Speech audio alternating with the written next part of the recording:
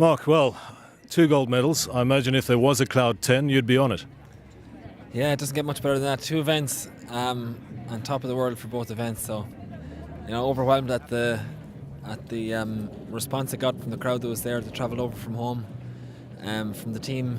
My coach Brian Nugent, manager Dennis Toomey, and the mechanic Jerry Beggs and Terry. They put in a lot of work. So I'm delighted for myself. I'm absolutely delighted for those guys, and for the whole paracycling team and Paralympics Ireland indeed. You were dominant in the time trial. Today was a lot closer. Yeah, some people said to me I was dominant in the time trial, but 11 seconds over 16 kilometres, if you break it down, it's 0.1 of a second for 100 metres.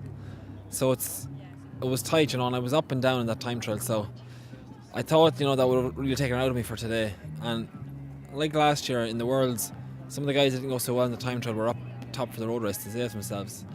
And that was the case today. The guy that finished second, I think he was 3 or 4 minutes down in the time trial. So, the first couple of laps as they unfolded, I was a bit surprised with some of the guys that were hanging on. And then probably my main threat, he was just losing contact and he got a puncture at the wrong time. So I really feel sorry for him because, he would have worked just as hard as me and he missed out on a possible gold maybe. So, yeah, but listen, myself and Brian sat down maybe 3 months ago after visiting Brands Hatch, and we, he put a plan in place, and the plan was to get to 4.5 laps out of the 6 and still be in the bunch.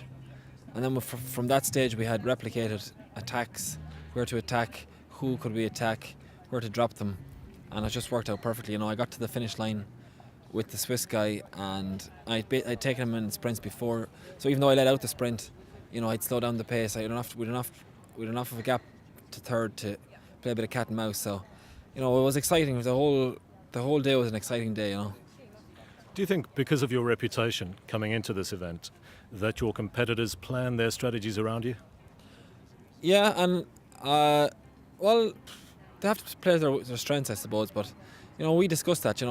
Myself and Brian would talk back and forth about, okay, if you were him, what tactics would you employ against me, and how would I respond to those? So we discussed all those for the last couple of months, and I suppose as a going into the world champion, you feel like you have a responsibility to do that jersey proud. So the last lap and a half I led it the whole way because I knew that there was a good medal chance there, and in road racing you take any colour medal really.